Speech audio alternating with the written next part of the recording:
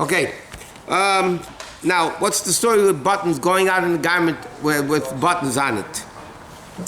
So, let's say, even though the buttons are not used, they're there for decoration or whatever, it doesn't matter, you're allowed to go, even with, we're going to quote many poskim, even with spare buttons, like they have at the bottom of the shirts, or inside a jacket, whatever, all those you're allowed to go on Shabbos. Even if a button, let's say, broke in half, a button broke in half, you could still walk out in the Shabbos. What happens if you have a very loose button? So again, because it's still buttoned to the garment, so you're allowed to walk out with it on Shabbos. But if the button is not, because even if it's loose, it's still technically functional. But what happens if the button is completely not functional, and the only reason you want to keep it on the garment is because you want to sew it in after Shabbos, so that's carrying already. That means because it's not bottled to the garment because you want to take it off to fix, and therefore you wouldn't be allowed to. So what do you do? Thread Huh? it, Rabbi? What do you do? Take it off? Don't wear that garment. No, why, if you're in shul, and I'll say you look at... So then if it's still loose like that, you could take it off. Rabbi, can you thread it? Just like, you know... Like No, that's real sewing. just going around... No, that's sewing. Sewing. Really? Yeah. Well, it's It's not... not sewing, it's just going around it. That's sewing. Sewing is going in and out. No, if you tighten anything, do you know that if you have a loose button, sometimes you could pull on the thread and it tightens the button? Yes. That's called sewing in I'm halacha. talking about here. I'm talking about just... Going around is the same thing, you're tightening the button. Okay, weiter. Now, if somebody, let's say you have shoelaces on your shoe, and the shoelaces are untied.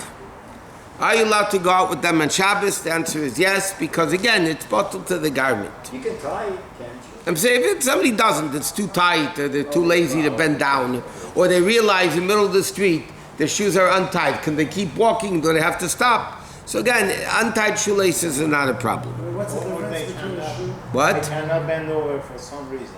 Well, whatever the reason is. Not the old age, just they can't. You said I didn't say anything. What's the difference between a shoe and a button? A shoe, you're making a knot in the top. Kesher shekayama. And a button, you're not making a kesher shekayama. Yeah, you sew. Sewing is not, no. A knot is only if it's permanent. Sewing, even if it's temporary, it's sewing. Okay, next. Boots and galoshes, we said you could wear over shoes or whatever, because not only is it protecting your garment, it's also protecting your body, because if the water gets through the shoes, so then your feet become wet, and so but because of that, because galoshes are worn to keep a body warm, so even if it's not raining outside, you're allowed to wear galoshes on Shabbos. What happens, for instance, somebody left their galoshes in shul, whatever, and now they want to bring them home on Shabbos, and they don't want to carry, so even though it's not raining outside, you're allowed to wear the boots or the galoshes. Why? Once it was established as a garment that you're allowed to wear, so even like we said, you can wear a winter coat during 100-degree weather, even though it's not a normal thing to do, but the bottom line is a coat is a coat. And therefore boots are boots and galoshes are galoshes. Does that go saying with regards to the cover for the hat? The cover of the hat, we said, is a big machlekes in contemporary poskim. It says, those who want to be mekel have whom to rely on. But there's a big machlekes between Mechas Yitzchak and Rabbi about it. For what reason? Is it similar to the galoshes? The question is it actually protecting your hat, or is it actually protecting your body? Now, for instance, according to all opinions, women can wear, okay, obviously over their own head, for sure they can wear a bonnet, yeah? But what happens if a woman's wearing a sheitel, she's wearing a wig, and she wants to wear, it's raining, and she doesn't want to get sheitel to get wet. So she's allowed to wear a rain bonnet. The purpose of it is to protect the sheitel, but the fact is the water does go through the wig, and it goes onto your hair, so you're protecting your body also. Huh? Yeah, well, it doesn't always go through the hat, but hopefully the purpose of a rain is...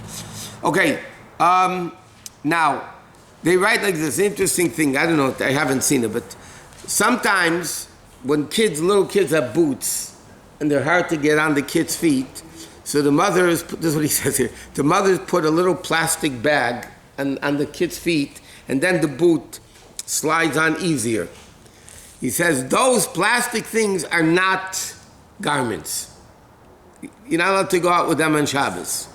By the way, they bring down over here an interesting thing. We were talking about this the other day. A garbage bag over the head is not allowed on Shabbos. It's not called a garment, it's a garbage bag. A garbage bag is not a garment. Even if you wear it over here, besides the fact that if you make a hole in it, they just make it bepatish. No, I'm saying, let's say you want to wear a garbage bag Get wet, guys. over over your head to protect it from your shoulders down. So then making a hole in it is makar b'patish, you're creating a garment. But in addition to that, it's carrying, because it's not a garment. A garbage bag is not a garment. What? So you can't even hold it without opening it. No, well, if you're carrying, you're carrying. If you go by the aid of the not a shaila here. There are ladies clothes made out of plastic and paper. What? There are clothes that made out of plastic and paper. I know, so? So garbage bag could be. No, a garbage bag is not made for You paper. said, Rabbi, you said you can have a guy, make a whole thing. Yeah, but I'm saying here they're saying it's carrying. Unless you go by the aid, then there's not an issue. Huh? A poncho is a garment. How about if I know, but something- it's in essence just a hole in a bag.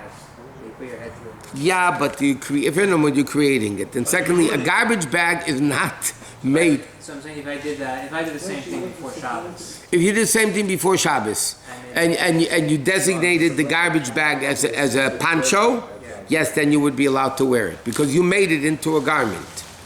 But on Shabbos, you couldn't make it into a garment. Now, I'll ask you a question, interesting question, it's not my question. yeah, whose is it? He's got two characters. No. Split personality, it's called.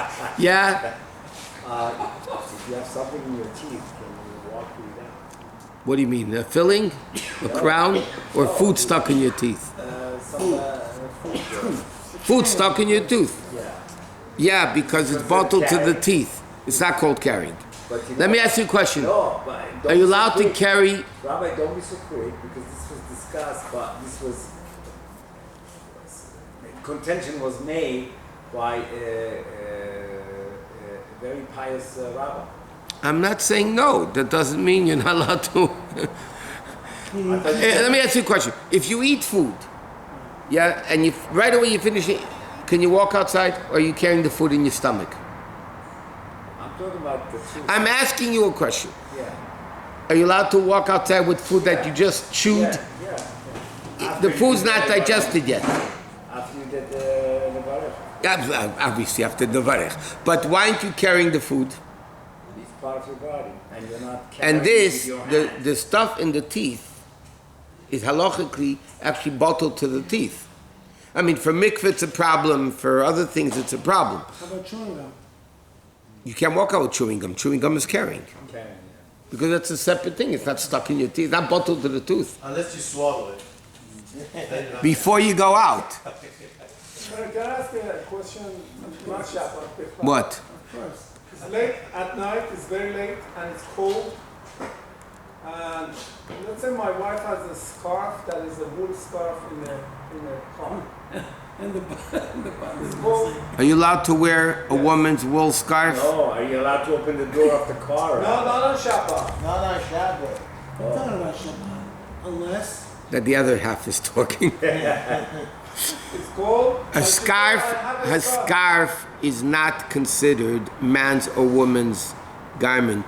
It's, as they would say today, gender neutral.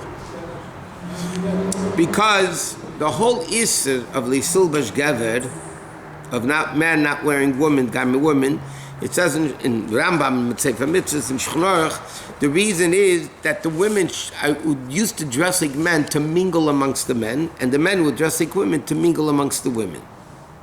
Okay? A scarf, a sweater, they're both going to write things that are not noticeably male versus female. Right. So that's not a shaila of wearing a woman's garment, a man's garment. I'll give you another example. It happens sometimes you walk home from shul with your wife or kids or whatever, your daughters, and they're cold. Are you allowed to take off your jacket? Not carrying it. I'm not talking about carrying them. Are you allowed to take your kapota, your jacket, and have them put it on in the cold weather? So the halach is you could. Either wearing a man's garment. They're wearing it because they're cold. They're not wearing it to, everybody sees, they're not wearing it in order to mingle with the other gender neutral or whatever people. Okay, that's, okay. Shoe inserts, we learned that you're allowed to, let's say somebody has, the Dr. Scholl's shoe inserts or other reasons, that's not a problem. Even if it's there to absorb perspiration, to make it more comfortable, whatever, that's not a problem. Slippers, or shoes for that matter, even though they don't have a back to them, open backs, you're allowed to wear them on Shabbos, providing they're not so loose that they're going to come and fall off. I mean, because then we might be a shayla of carrying it. Okay, now we also learned, if you have headgear and you want to put stuff in it, there's an interesting shayla with, by the way, with the headgear. We were discussing yesterday, if you have a hat and they put in, tape or paper, that it should fit. The poskim write that it's only if you intend to leave it there. Then it's bottled to the garment. But let's say you're going to put it in shul, you're going to put in paper in the hat, and when you get home, you're going to take it off because you don't need it anymore. So then it's not so shy. That's a big shayla, especially if it's like a normal piece of paper that's not made. What do you? Those clips that go in the yarmulke? No, those clips of hair yarmulke is a garment that you're wearing. No, it says clearly about that. Clips in hair. Or people that put bobby pins in their beards or whatever. I mean, whatever the situation is. That's not called carrying. It's, But the feather in the hat is... we discuss it. It depends. It's questionable. If it's sewn in, for sure it's not an issue. If it's not sewn in, it's a question. Is it a decorative piece or is part of the garment? So that's the whole issue. Okay, men's rain, how we said, is a big machlekes in halacha. Rain bonnet, the woman can wear. Hoods, you're allowed to go out with a garment that has a hood, even though you're not going to be wearing the hood. Can you hang a hoodie only with the hood on your head and carry it? What do you mean a hoodie? So you have a sweater that has a hood. Yeah. And my son wanted to ask you, can he just put on the hood and just walk on the street? Only the hat part. Yeah, but the rest of the sweater is hanging down. So the thing is, if it's the normal way of wearing it, So which he told me a lot of people do wear it. In other words, like this: if it's something that people are going to make fun of you in the street, look at you, you're looking weird. One second. If people are going to tell you and make fun of you, then any garment that a person would wear funny, okay, wear a box on your hat and your head. Okay, people are going to laugh at you. So then what's going to happen? You're going to take it off and then you'll come to carry it. If it's a normal way that people do wear, like we said, wearing a jacket over the shoulders without putting your sleeves in, according to most opinions, you're allowed. I mean, there are people, there's always opinions that are machmir, but I'm saying halachically you're allowed to wear jacket. The same thing, it would be considered the proper way of wearing it. Because many people wear just for the hood. Or what happens if you took off the hood from the jacket and you're only wearing the hood? It's raining or whatever, you're only wearing the hood. So again, you're allowed to. A hood is a garment. The chiddush is that if you have a jacket with a hood, even if you're not wearing the hood is just laying loose in the back, it's also not a problem because it's bottled to the garment. Okay, gloves, we said, is a machlekes in halacha. Earmuffs, everybody says you're allowed to wear earmuffs in Shabbat because it's a garment and it's not something you're going to take off. Gloves, he said, is a machlekes. Most poskim are mekel. The Alter Rebbe is mekel if it's very cold. Depends. Certain cities are more machmir, certain cities are more mekel, whatever. To wear them or to what? To wear them on Shabbos. The whole shaila is only, and there are poskim that are mekel more for women than for men. The only shaila is with gloves. It's definitely a garment that you're wearing to protect you, to keep you warm. The only shaila is, if you meet somebody in the street, are you going to take off the glove to say Shalom Aleichem and you'll end up carrying it? That's the whole, therefore, if the gloves are attached, even like with a clip, to the garment, then everybody says you're allowed to do it because even if you carry it by mistake, it's still bottled to the garment. The only shaila is you might walk out with you'll take off the glove in the street and you'll keep, you forgot to put it back on and you keep walking. But as far as the garment itself is concerned, therefore many poskim say today, people shake hands without taking off gloves. Years ago, you guys don't remember this. Years ago, when everybody wore hats, what? They put on gloves to shake hands. It's true. No, but years ago, when everybody was wearing hats in the street, everybody wore hats. Remember the days when people traveled by train or by bus, they all got dressed up like a Shabbos clothing and, okay, today you dress, the worse you dress, the better. But years ago, you walked into a public building, you had to take off a hat. Remember, you walked into a library wearing a hat. Library, not court. You had to take off the hat. Okay, all these things. But shake hands with the glove was completely inappropriate, unethical. So years ago, it was more prone for people to take off gloves. Today, where menschlichkeit doesn't exist, so people do shake hands with gloves. Nobody takes off gloves to shake hands.